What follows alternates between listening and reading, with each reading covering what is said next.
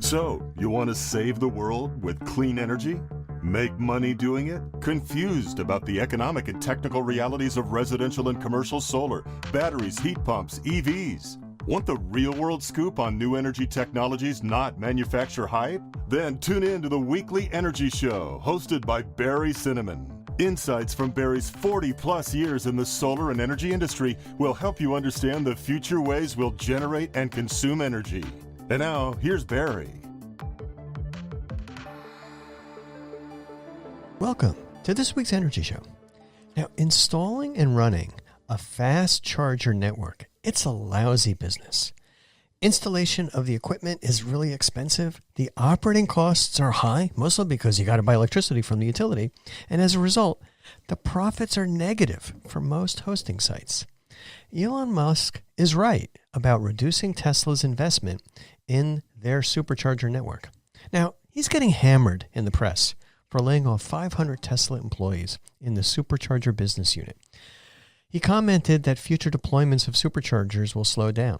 Now, although the U.S. needs a robust fast charging network, building and maintaining that fast charging network, it's almost never profitable. Tesla cannot support the fast charging network alone, even though their NACS, the North American Charging Standard, is now the standard. Now, here's the scary part. And I love EVs, but here's the scary part about fueling vehicles with electricity instead of gas. The price of gas may be expensive, but it fluctuates based on supply and demand. Gas is sold on a competitive market.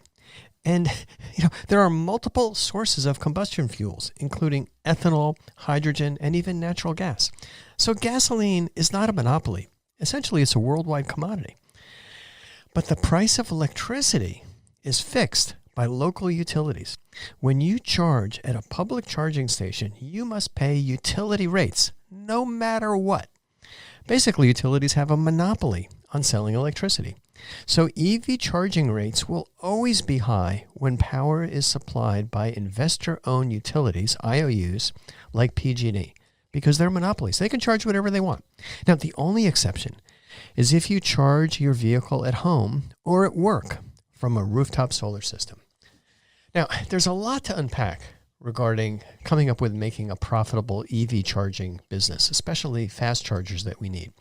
But first, here's some background on EV charging systems and requirements. Then we'll dig into the hosting economics for fast DC chargers. Here's where the numbers really start to make sense. All right, just in general, typical EV mileage is about 3 miles per kilowatt hour. Smaller cars can get more mileage, bigger things, like a Hummer, they're going to get much fewer miles per kilowatt hour. So let's just kind of look at how much it takes to charge 50 kilowatts of charging. And that's basically going to be good for about 150 miles on most vehicles. So there's 3 levels of EV charging: level 1, level 2, and level 3. There's also level 4, but that's kind of a detail. Level 1 is basically when you plug your EV into an ordinary 120 volt circuit. It's going to charge at 12 or 15 amps, and it's going to take about 28 hours to add 50 kilowatt hours of charge, which is going to get you 150 miles. Now, the faster way is with a level 2 charger, and that plugs into a dedicated 240 volt circuit, twice the voltage and much more current. So you can charge that 50 kilowatt hours in about 7 hours.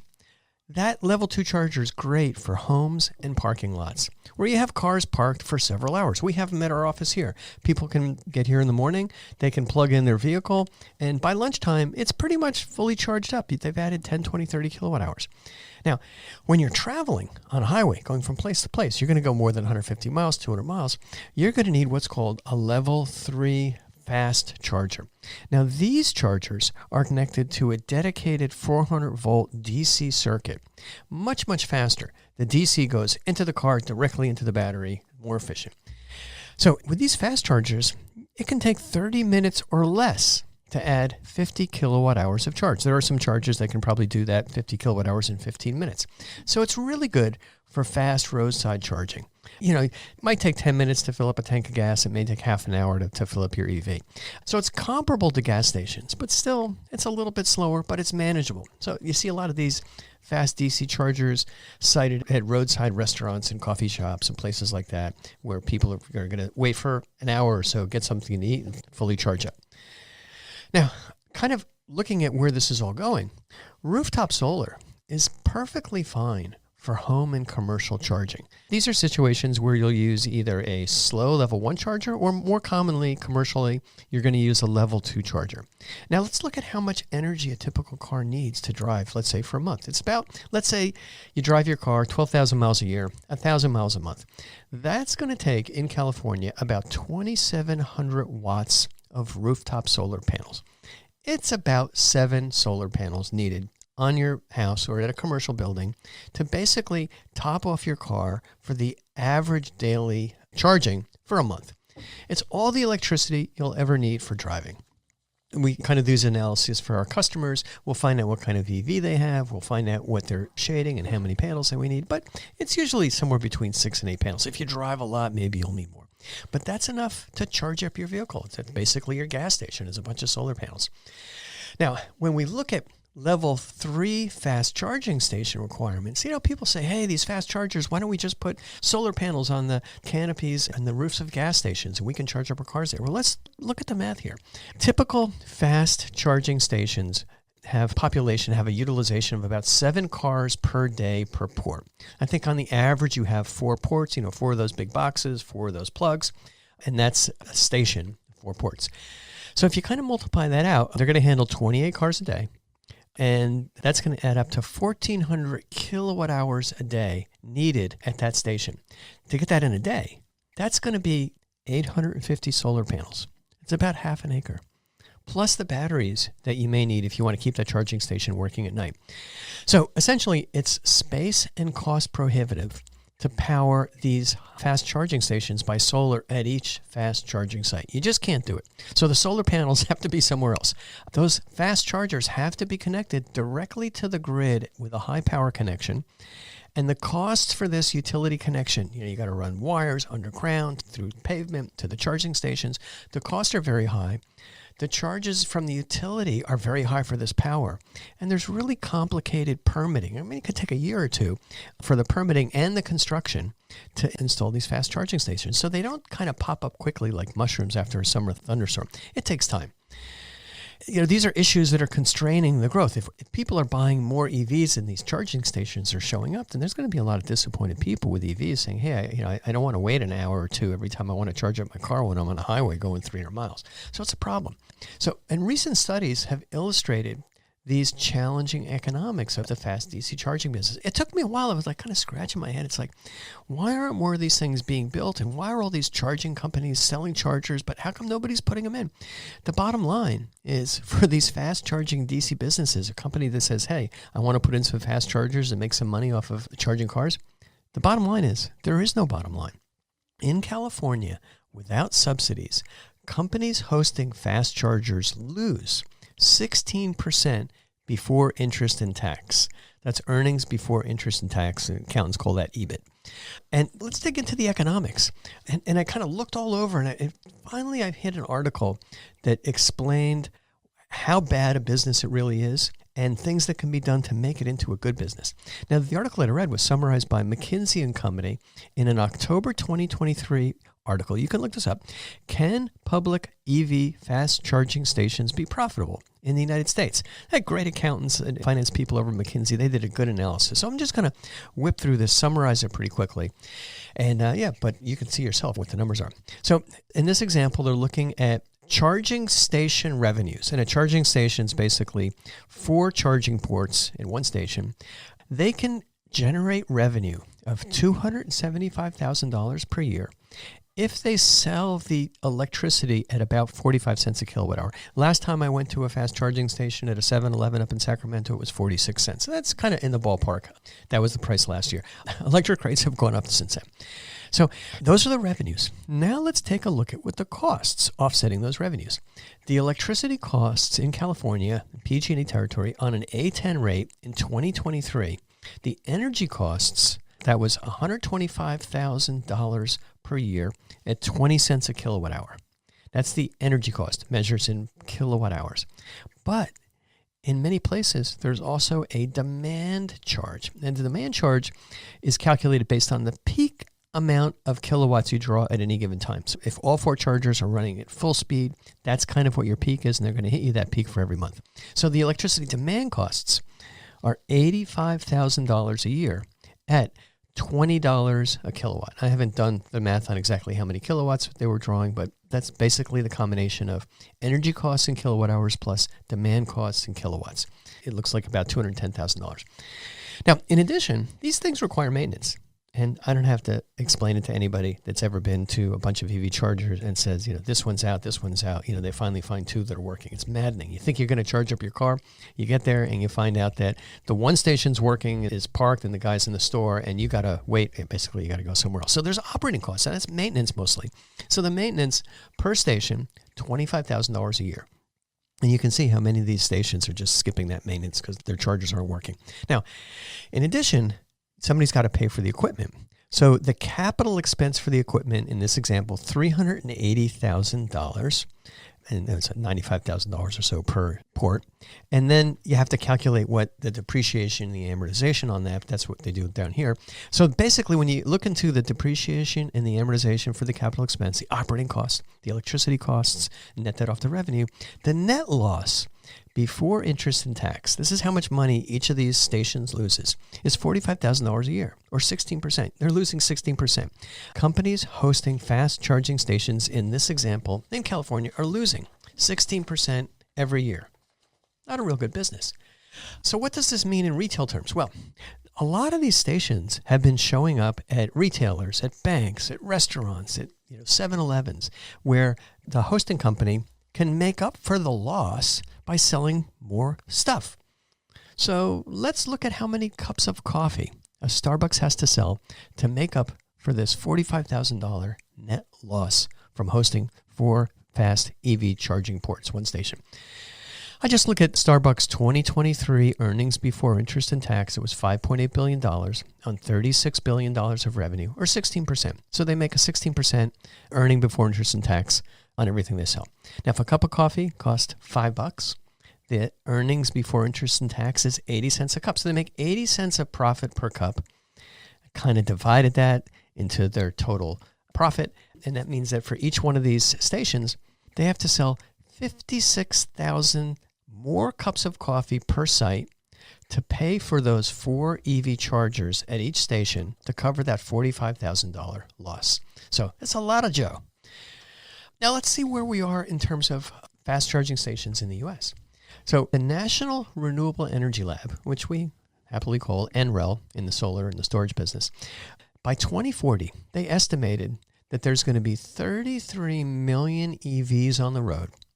And in order to kind of keep everybody convenient, gas stations on highways and things like that, we're going to need 1.2 million fast charging ports. Now, at an estimated cost of, they kind of added this up based on the average cost of these fast charging points, $31 to $55 billion for all these fast chargers. That's a lot of subsidy money to make these charging locations profitable, because if you offset that cost, they can be profitable. We'll talk about that in a minute. Now, that's on top of the 28 million home chargers that are going to be needed by 2030. And you see there's a lot of money in the Inflation Reduction Act. There's a lot of other money by states. But yeah, we're going to need $31 to $55 billion to get all these chargers in place by, 15 years. So let's look at how we can make these fast EV charging stations profitable. If these stations are profitable, then somebody's going to put them in. If they're going to continue to lose $45,000 at every single one, there's not a lot of Starbucks businesses that are going to be able to sell 56,000 more cups of coffee or however many pizzas or Slim Jims. It's not going to work. So we have to find a way to make these EV charging stations profitable. Now, there are 3 ways to make this fast charging business more profitable. One way is to provide big subsidies on the order of $304,000 per station. A station has 4 ports. That's one way, just to offset the cost. The second way is to increase the utilization rate of the chargers. And the third way is to reduce the cost charged by utilities for the electricity. Now, there's a fourth way that they suggested, but I don't think it's going to work, which is considering raising the charging price to customers. So instead of charging them 45 cents a kilowatt hour, charge them 55 cents a kilowatt hour. You can't keep doing that, because then people are going to say, why am I going to get an electric vehicle? I'd rather get cheap gas. So let's dig into these ways of making EV charging more profitable. Providing incentives for charging stations. In the McKinsey analysis, if 80% of the upfront cost of building the charging station is subsidized, or as I mentioned, the $304,000 per station for 4 fast EV chargers, that's going to improve the profitability to $27,500 or 10%. So you go from losing 16% to making 10%. It's a profitable business. Starbucks, if they still sold their 56,000 cups of coffee, they'd still make a 10% profit. That's great. So Starbucks doesn't really have to sell more coffee. They can automatically be profitable even if they only sell 5,000 cups of coffee. And that applies to any site that's installing these chargers. So they can basically go in, and since the capital cost is paid up front, still have to pay the maintenance, still have to buy the electricity, but they can be profitable if somebody pays for most of the capital cost. Now, the second way of doing it is to increase the utilization rate of the chargers from 15 to 20%. Now, the utilization rate kind of determines how often the chargers are being used. Now, that's going to be tough to really increase because right now, according to this study, the current utilization rate is about 7.5% across the U.S. That means when you get to a charging station, they're only being used 7.5% during the day. I'm not sure whether it's day and night, but just during the day.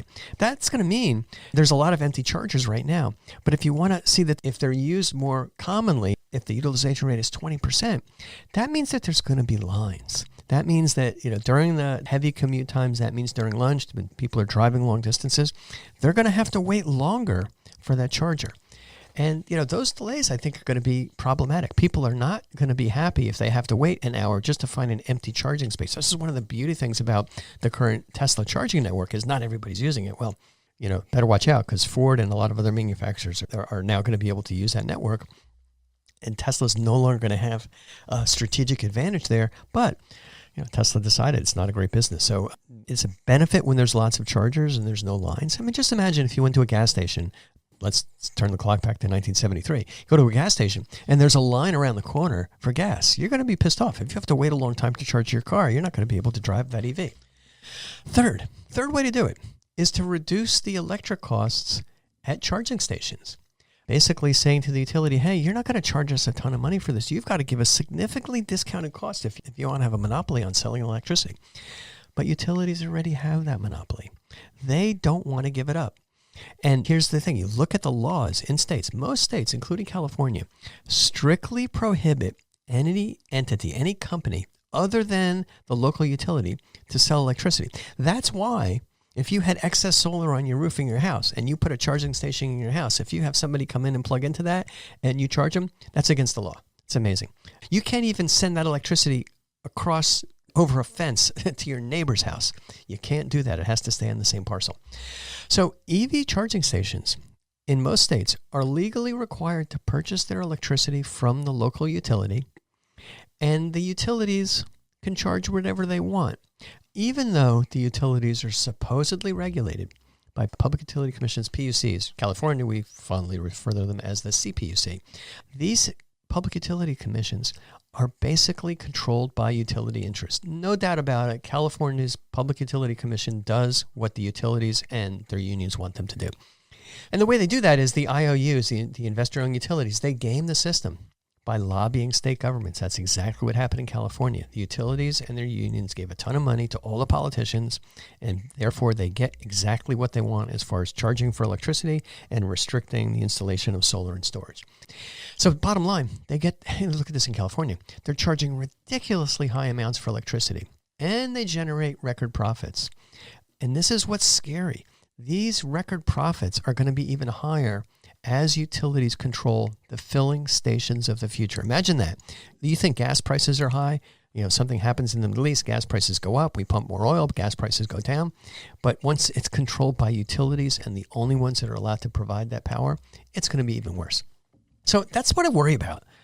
But there's another alternative for EV charging. It's a little bit more complicated. You just don't plug into the grid. But one way this can be avoided is by using level 2 chargers for daytime charging where the cars are parked during the day. There's an abundance of sunlight during the day, lots of solar power during the day. There's so much solar power, in fact, that sometimes in California, the price of electricity on the grid is actually negative. Utility farms are generating too much power during the day. They're wasting it.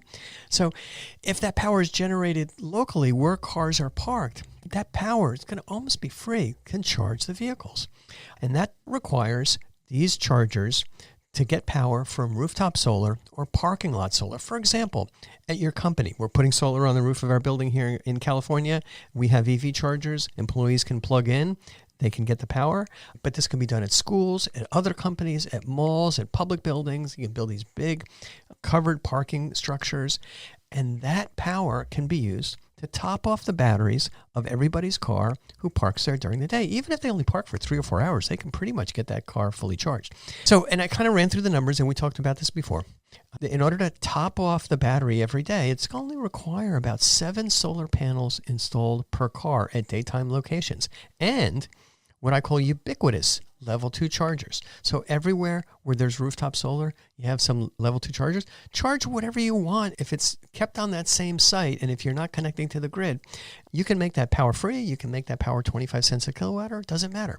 And these level 2 chargers, unlike level 3 chargers, which are close to $100,000, the level 2 chargers maybe $600 or $700 plus a few $1,000s for installation. Call it $3,000. They're much cheaper and faster to deploy. So, in addition, with this model, EV owners would have the additional benefit, because they're always going to have their car kind of, you go home from work and maybe you drive 20, 30 miles. Your car is going to be pretty much fully charged. You can use that car battery to power your house at night, and you can use that car battery for backup power. But remember, this solar EV charging method only works for local charging when you're getting the power from a rooftop solar array from a home, business, company, government solar arrays. These distributed generation arrays are not owned by the utilities. Therefore, they can produce very inexpensive power. It's really cheap. And as long as that power is consumed on site by cars soaking up that power like a sponge, you can save a lot of money. The concept does not work. This EV charging at work, at schools, at businesses, at malls, it doesn't work when you're buying power from the utility, from large-scale solar systems in remote areas. Here in California, we have terrific large-scale solar arrays in the desert, Northern California, all over. But they're connected to the utility grid, and that means that the power is very expensive. These long-distance transmission systems are tremendously expensive. That's what's driven electricity costs sky high in California. And we're not going to be able to charge effectively. You're basically going to be looking at the standard ridiculously high utility electric rates, because they're providing the power from their own solar array, from their own long-distance transmission lines, which cost a fortune. All right, so just kind of wrapping up. Replacing gas vehicles with EVs requires large-scale EV charging network investments. Elon Musk made the right decision to slow down the SuperCharger deployments and Tesla's investments. Even though we've standardized on their standard, it doesn't make sense for Tesla to build this network on their own. Huge subsidies are needed. So that's one. And second, the utility monopoly over EV charging must be changed. We can't continue to pay those ridiculous utility rates for driving. It's going to be more than gas ultimately. We have no control. It's a monopoly. In the meantime, here's what you can do. You can install solar on your home. You can install solar on your company. You can encourage your schools and municipal buildings to install solar on their rooftops. And at the same time, put in level 2 charging stations that are going to connect to those systems. And then you can get that much less expensive power without having to pay through the nose from your utility. Okay, that's all the time we have on this week's Energy Show. Thanks to all of our listeners for tuning in. And if you missed any of today's show, you can go to the Energy Show website at energyshow.biz and listen to the podcasts.